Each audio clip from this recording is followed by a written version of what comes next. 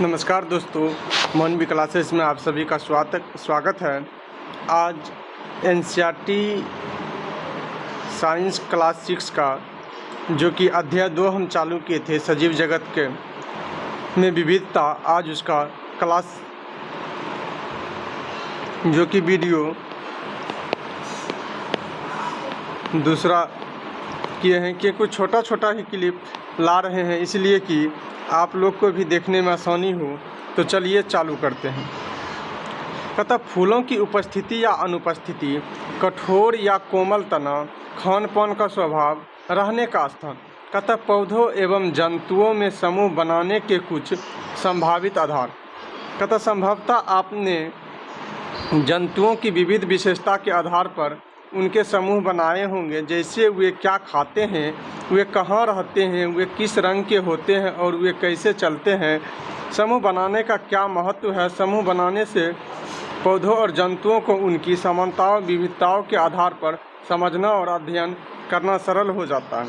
आप समूह बनाने के महत्व के विषय में अध्याय हमारे आसपास की सामग्री में और अधिक जानेंगे। कहता पौधों के समूह कैसे बनाते हैं, तो जानते हैं पौधों जो है समूह कैसे बनाते हैं। कहता आपने देखा कि पौधों में उनके तने, पत्तियों, फूल इत्यादि से संबंधित विशेषताओं में विभिन्नताएं होती है। विभिन्न पौधों के तने मोटाई, ऊंचाई और कठोरता में भिन्न होते हैं, जबकि पत्तियां आकृति, रंग, आकार और व्यवस्था में भिन्न होती है। आपने पिछले क्रियाकलाप 2.3 में पौधों की उपयुक्त किसी एक विशेषता के आधार पर पौधों का समूह बनाने का प्रयास किया। कहता आपने पूर्व की कक्षाओं में सीखा होगा कि पौधों के समूह उनकी ऊंचाई और तने के प्रकार के आधार पर शाख, झाड़ियों और वृक्षों के रूप में बनाए जा सकते हैं। आइए पौधों की विशेषताओं का अधिक विस्तार से अध्ययन करें और इस आधार पर उनके समूह बनाएं। कहता क्रियाकलाप 2.4 आइए समूह बनाएं। कहता आइए कुछ अन्य रोचक अवलोकनों के लिए एक बार पुनः प्रकृति की सैर पर चलते हैं। कहता विभिन्न पौधों की ऊंचाई को ध्यानपूर्वक देखिए। क्या ये सभी पौधे आपसे छोटे हैं या आपके बराबर ऊंचाई के हैं अथवा आपसे अधिक ऊंचे हैं। कहता तने का रंग भूरा है या हरा, साथ ही उनके तनों को छूकर महसूस करें और उन्हें धीरे से मोड़ने का प्रयास करें। क्या आप सरलता से तने को मोड़ सकते हैं अथवा यह कठोर है। ध्यान रखें कि तना टूटे नहीं। यह भी देखें कि पौधों की शाखाएं कहाँ से निकलती है। वे भूमि के निकट से निकलती है या तने के ऊपरी भाग से निकलती है। आपने अवलोकनों को तालिका 2.3 में दिए गए रिक्त स्थानों में भरे। कुछ उदाहरण आगे भी दिया गया है। देखिए ये जो चार्ट बनाया हुआ है, इसमें दिखाया गया है कि पौधा कितना ऊंचा है, कितना मोटा है, कितना पतला है। कहता ऊंचाई और तने की प्रकृति के आधार पर पौधों के समूह। कहता क्रमांक संख्या। कहता पौधे का नाम देखिए पौधे का, और ऊंचाई छोटा या मध्यम ऊंचा है। तने की प्रकृति कैसा है, हरा या भूरा है, कठोर कोमल है, मोटा पतला है। शाखाओं का प्रकटन भूमि के निकट है, तने में ऊंचाई पर। पादप समूह का नाम। कहता आम जो है ऊंचा होता है और कलर में भूरा होता है, यह कठोर होता है और मोटा होता है। कहता तनों में ऊंचाई पर तो हाँ। कहता पादप समूह का नाम वृक्ष है, आम वृक्ष। कहता गुलाब मध्यम होता है, भूरा होता है, कठोर होता है, पतला होता है, हाँ ये झाड़ी के गिनती में आता है। टमाटर जो है ये शाक के गिनती में आता है, जो कि छोटा होता है, हरा होता है, कोमल होता है, पतला होता है। टमाटर को आप देखते हैं कितना छोटा होता है कि आप ज़मीन से ही झुक के तोड़ना पड़ता है, न कि आम गाछ के इतना लंबा होता है जो इस पर आप चढ़ के तोड़ सकते हैं। देखिए यहाँ दिया है, ये वृक्ष है जिसमें कि फल फूल, ये आम का वृक्ष है। कहता आपको शाख, झाड़ियों और वृक्षों के बीच क्या अंतर दिखाई दिया। तालिका 2.3 में दी गई जानकारी के आधार पर हम पौधों के समूह शाख, झाड़ी और वृक्ष के रूप में कैसे बना सकते हैं। कहता कुछ पौधे बहुत ऊंचे होते हैं और उनके तने मोटे, कठोर, भूरे और काष्ठीय लकड़ी जैसे होते हैं। उनकी शाखाएं भूमि से दूर तने की कुछ ऊंचाई से निकलना आरंभ होती है। ऐसे पौधे को वृक्ष कहा जाता है। उदाहरण के लिए आम का पेड़, जो कि 2.3 में क में दिखाया गया। ये जो है आम का पेड़ है, आम का पेड़ है, ये दिखाया गया है। यहाँ देखिए झाड़ी दिखाया गया है, और यहाँ साग जो कि टमाटर का पेड़ है, टमाटर का पेड़ है।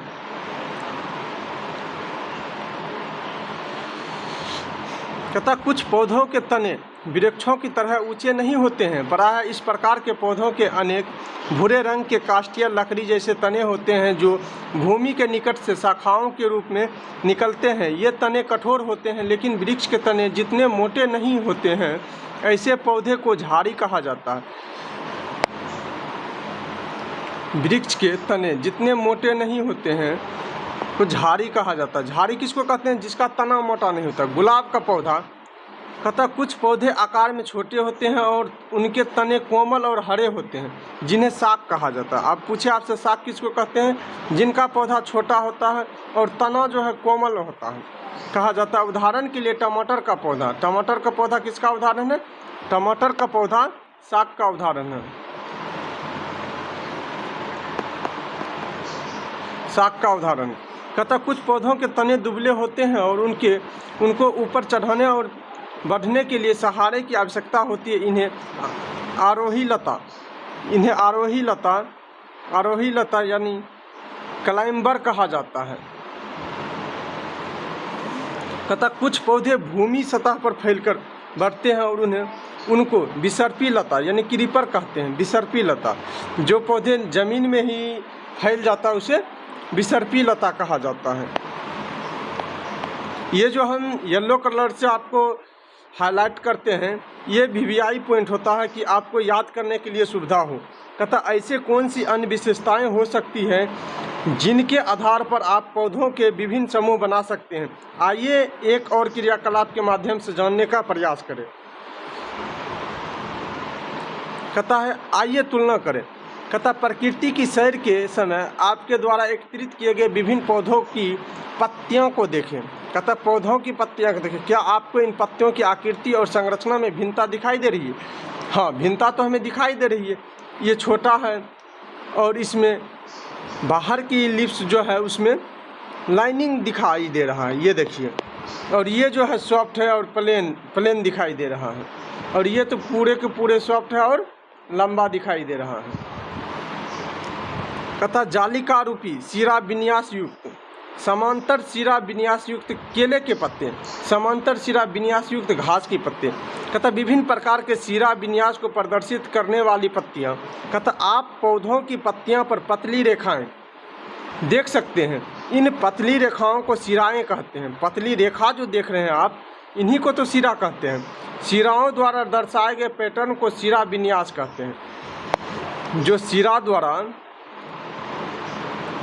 कहा जाता है। आपको चित्र 2.4 के क और चित्र 2.4 के ख में दिखाई गई पत्तियों की सिराओं में क्या अंतर दिखाई देता है? कहता आप कुछ पत्तियों में मोटी मध्य सिरा के दोनों ओर सिराओं का एक जाल जैसा पैटर्न देखते हैं। इस पैटर्न को जालिका रूपी सिरा विन्यास कहते हैं। जालिका रूपी सिरा विन्यास किसको कहते हैं? पत्तियों के मोटी माध्यम सिराओं को दोनों सिराओं जाल पैटर्न देखते हैं, इसे जाल रूपी विन्यास सिरा कहा जाता है। उदाहरण के लिए गुलहर की पत्तियां इस सिरा विन्यास पैटर्न को प्रदर्शित करती है। आप देख सकते हैं कि कुछ पत्ती में सिराएं समांतर चलती है। इस पैटर्न को समांतर सिरा विन्यास कहा जाता है। उदाहरण के लिए केले और घास की पत्तियां समांतर सिरा विन्यास को प्रदर्शित करती है। क्या आपको लगता है कि पत्तियों में पाए जाने वाले सिरा विन्यास के आधार पर पौधों के समूह बनाए जा सकते हैं? आइए अब पौधों की जड़ों के बारे में जानने का प्रयास अन्वेषण करते हैं। क्या सभी पौधों में जड़ें होते हैं? क्या ये जड़ें एक जैसी होती है? आप देख सकते हैं कि सभी पौधे में जड़ें एक जैसी होती है? नहीं होती, सबका अलग अलग कुछ ना कुछ संरचना होता है। कहता आइए पता लगाते हैं। कहता आप किसी ऐसे खुले मैदान में जाइए जहाँ जंगली शाक और घास उग रहे हों। इस अभ्यास के लिए आप छोटे शाकों का उपयोग कर सकते हैं। खुरपी की सहायता से जड़ों को हानि पहुंचाए बिना, मतलब जड़ कटे ना, वैसा करके कुछ भिन्न प्रकार के शाकों को सावधानीपूर्वक खोदकर बाहर निकालें। शाकों को निकालने से पहले आप मिट्टी को गीला करके ढीला कर सकते हैं।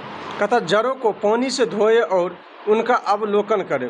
कहता अवलोकन के पश्चात शाख को दोबारा लगाकर सुनिश्चित करें कि शाख लगातार जीवित रहे और वृद्धि करे। देखिए, सरसों के पौधे में मसूला जड़ तंत्र, जबकि सामान्य घास के पौधों में झकरा रेशेदार जड़ तंत्र है।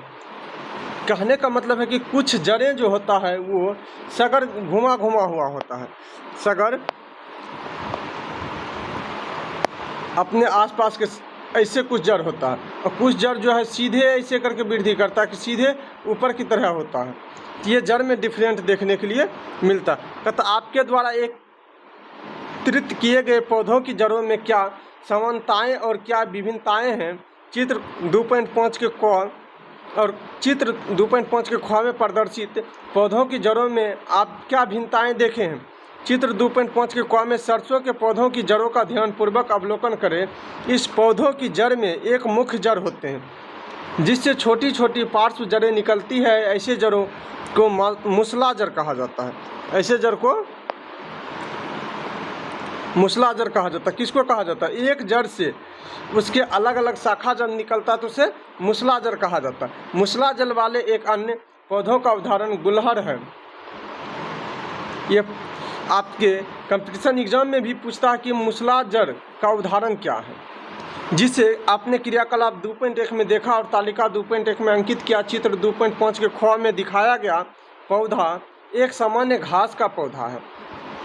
इस पौधे की जड़ें समान माप की पतली जड़ों के गुच्छों के रूप में दिखाई देता है जो तने के आधार से निकलती है।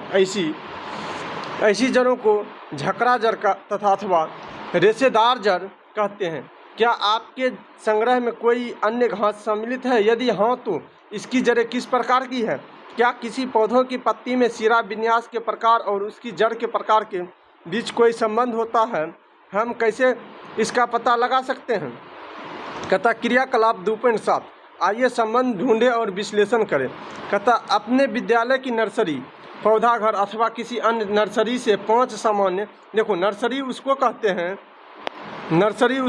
हैं जहाँ छोटा छोटा, जहाँ की पौधा मिलता है, जहाँ पौधा मिलता है उसे नर्सरी कहते हैं। उन्हें अपने विद्यालय के उद्यान में लगाएं। ऐसे पौधे के उदाहरण लेमन घास, ज्वाराकुंज, गेंदा, सदाबहार, पेरिविंकस और अन्य पुष्पीय पौधे हो सकते हैं। तथा उन्हें लगाने से पहले उनकी जड़ों और पत्तियों के सिरा विन्यास का अवलोकन करें। अपने अवलोकन को तालिका 2.4 में अंकित करें। सारणी 2.4 पत्तियों के सिरा विन्यास और जड़ों के प्रकार। आप देखिए क्रमांक दिया हुआ है, पौधे का नाम लिखना है, पत्ती के सिरा विन्यास का प्रकार जालिका रूपी या समांतर, जड़ के प्रकार झकरा या मूसला। तो आप जैसे लिख रहे हैं, आप इसमें लेमन घास है, इसका जो पत्ती का प्रकार है समांतर है और जड़ कैसा है? झकरा रेशेदार है। इसी में हम जैसे सरसों लिखेंगे,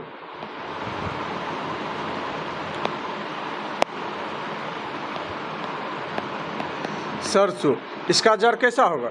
सरसों का जड़ समांतर है या जालिका रूपी है, इसका भी जड़ समांतर है, और रेशा कैसा है? जड़ के प्रकार कैसा है? जड़ का प्रसार मूसला जड़ है, इसका मूसला जड़ है। इस तरह से अलग अलग पौधा का उदाहरण लेना है और कॉलम में भरना है। कहता क्या आपको इन पौधों की पत्ती के सिरा विन्यास और जड़ों के प्रकार के मध्य कोई संबंध दिखाई देता है? सदाबहार के पौधे में मूसला जड़ें और पत्ती में जालिका रूपी सिरा विन्यास होता है। यह जानने की कोशिश करें कि क्या जालिका रूपी सिरा विन्यास वाले अन्य पौधे में भी मूसला जड़ें होती है। दूसरे और लेमन घास के पौधों में झकरा जड़ें और पत्ती में समांतर सिरा विन्यास होता है। क्या अन्य पौधे जिनमें समांतर सिरा विन्यास होता है उनमें भी झकरा जड़ें होती है? सामान्य जिन पौधों में जालिका रूपी सिरा विन्यास होता है उनमें मूसला जड़ें होती है, जबकि जिनमें समांतर सिरा विन्यास होता है उसमें झकरा जड़ें होती है। चने का पौधा मूसला जड़ है, जड़ और पत्ती में जालिका रूपी सिरा विन्यास का एक उदाहरण है। चने का जड़ जो है इसमें मूसला जड़ होता है और पत्ती में जालिका रूपी शिरा विन्यास पाया जाता है। गेहूं का पौधा झकरा जड़े, गेहूं का पौधा झकरा जड़े और पत्ती में समांतर शिरा विन्यास का उदाहरण है। ये दो उदाहरण आपको मिल गया, ये आप उस तालिका में भर सकते हैं। कहता क्या किसी पौधे के बीज, जड़ के प्रकार और पत्ती के शिरा विन्यास में परस्पर संबंध हैं? क्या सभी बीज एक जैसे होते हैं? क्रियाकलाप 2.8 में आइए तुलना करें। कहता चने और मक्का के कुछ बीजों को 2 या 3 दिन के लिए पानी में भिगोए। चने के बीज का आवरण हटाकर बीजों की संरचना को देखें। अब चने और मक्का के बीजों की संरचना का अवलोकन करें, क्या वे समान हैं अथवा भिन्न हैं? देखिए चना का बीज जो होता है, चना का बीज ये दो पार्ट में डिवाइड होता है। चना का बीज क्या होता है? 2 पार्ट में डिवाइड होता है। चना इसके बगल में सटा हुआ होता है। जब आप इसको खोलते हैं ये 2 भाग में अलग होता है, इसको हम द्विबीजपत्री कहते हैं। और जबकि मक्का जो है एक बीजपत्री का उदाहरण है। इसमें आप खोलिएगा ऐसे बीज रहता है, इसको आप खोलिएगा तो या तो कभी यहाँ से टूटेगा कभी यहाँ से टूटेगा, तो एक भाग में ही ये रहता है, इसलिए इसे एक बीजपत्री कहा जाता है। और जब चना खोलते हैं तो ये 2 भाग में आसानी से डिवाइडेड होता है, इसे इसलिए द्विबीजपत्री कहा जाता है। द्विबीजपत्री और एक बीजपत्री बीज, जो कि ऊपर उदाहरण दिया हुआ है। कहता आप देखेंगे कि चने के बीज अपने बीज आवरण के अंदर 2 भागों में विभक्त होते हैं। प्रत्येक भाग को बीजपत्र यानी कि प्रत्येक भाग को बीजपत्र कोटिलीडन कहा जाता है। जिन पौधों के बीजों में 2 बीजपत्र होते हैं उन्हें द्विबीजपत्री डाइकोटिलीडन या डाइकोट कहा जाता है। मक्का के बीज में एक पतला बीजपत्र होता है। ऐसे बीज वाले पौधे को एक बीजपत्री या मोनोकोट कहा जाता है। आप पौधों में पत्ती के शिरा विन्यास, जड़ें के प्रकार और बीज में बीजपत्रों की संख्या में परस्पर क्या संबंध देखा? द्विबीजपत्री पौधों में जालिका रूपी शिरा विन्यास, देखिए द्विबीजपत्री जो है जिसमें जालिका रूपी शिरा विन्यास और मूसला जड़ तंत्र होते हैं, जबकि एक बीजपत्री पौधे में समांतर शिरा विन्यास और झकरा जड़ तंत्र होता है। कहता है आपने पौधों के समूह बनाने के लिए उपयोग की जाने वाली कुछ विशेषता के विषय में पढ़ा है। आइए अब जंतु के समूह बनाने के विषय में समझते हैं। कहता है जंतु के समूह कैसे बनाएं? कहता है पौधों की भांति जंतु भी एक दूसरे से बहुत भिन्न होते हैं। क्या कभी आपने सोचा है कि हम इतने विविध प्रकार के जंतु के समूह कैसे बना सकते हैं? आप ऐसी कौन सी विशेषताओं के बारे में सोच सकते हैं जिनका उपयोग इनका समूह बनाने के लिए किया जा सकता है? आपने पहले ही क्रियाकलाप 2.3 में जंतु के समूह बनाने के लिए कुछ आधार निर्धारित किए हैं। आइए इनमें से कुछ पर विचार से चर्चा करें। क्रियाकलाप 2.9 में आइए पता लगाएं। कहता आपने क्रियाकलाप 2.2 में कुछ जंतु की गति को अंकित किया है। आपने संभवतः यह भी देखा होगा कि अन्य जंतु किस प्रकार एक स्थान से दूसरे स्थान पर गति करते हैं। आइए जंतु में विभिन्न प्रकार की गतियों को जानने का प्रयास करते हैं। देखिए जंतु में गति क्या होता है कि आप देखे होंगे कि बहुत सारे जंतु जो हैं जो कि चलता है, जो कि रोड पे चलता है, और बहुत सारे जंतु जो है जो ज़मीन पे रेंगता है। जैसे आप रेंगने के उदाहरण ले लीजिए, सांप है, ये क्या करता है? ज़मीन पे रेंगता है। इसे रेप्टाइल वर्ग में रखा गया है, जबकि जो चलता है तो उसको सरीसृप वर्ग में रखा गया है।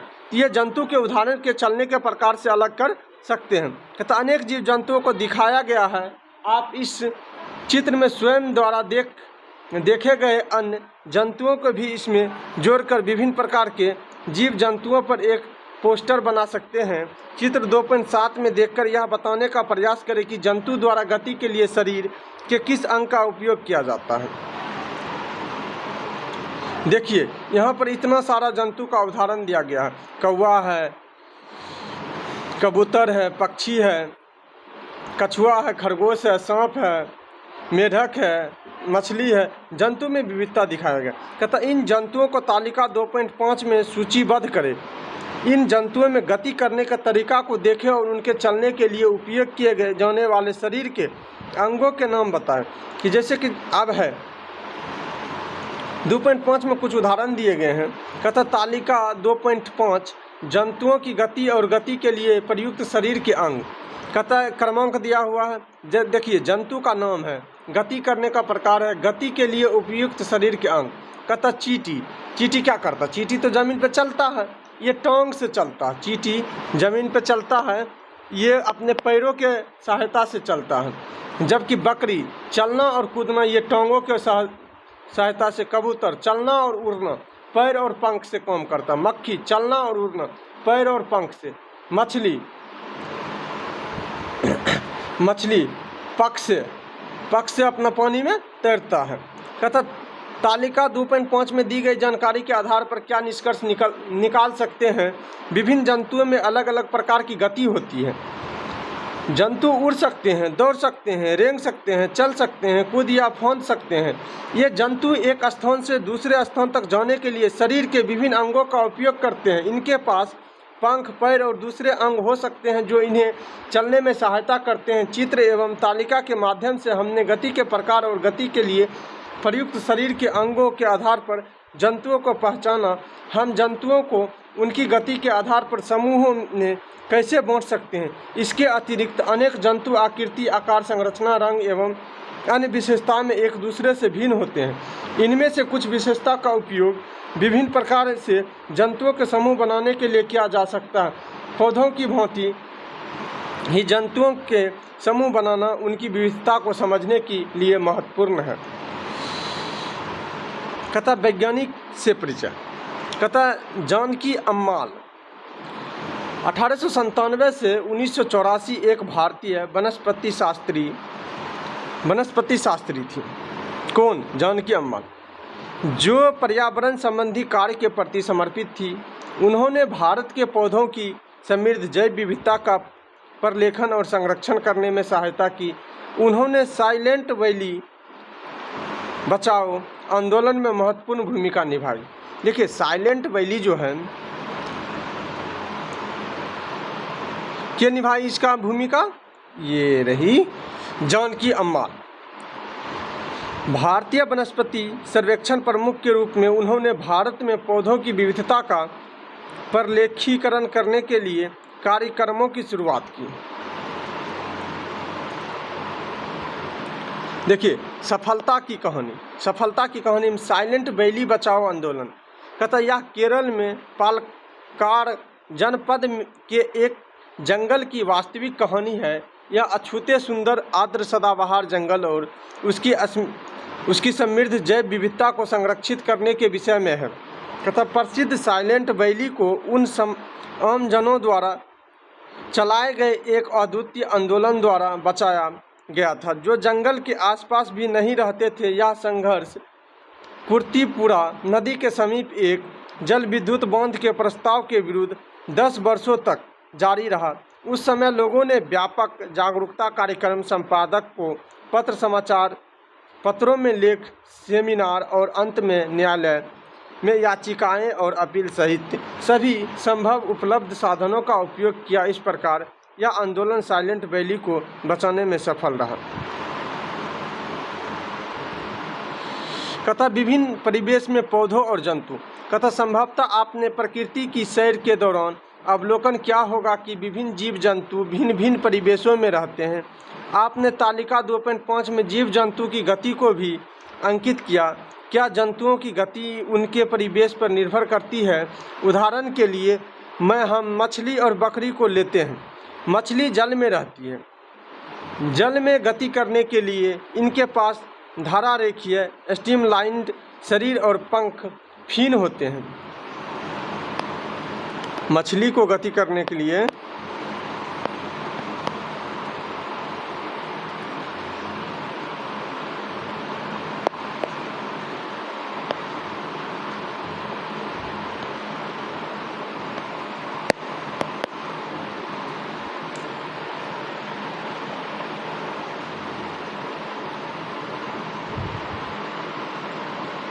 1 मिनट रुक जाइएगा, आप लोग देख लेते हैं, वीडियो लंबा हो जाएगा, इसलिए दूसरा क्लास भी अगले दिन इसी में ले लेंगे।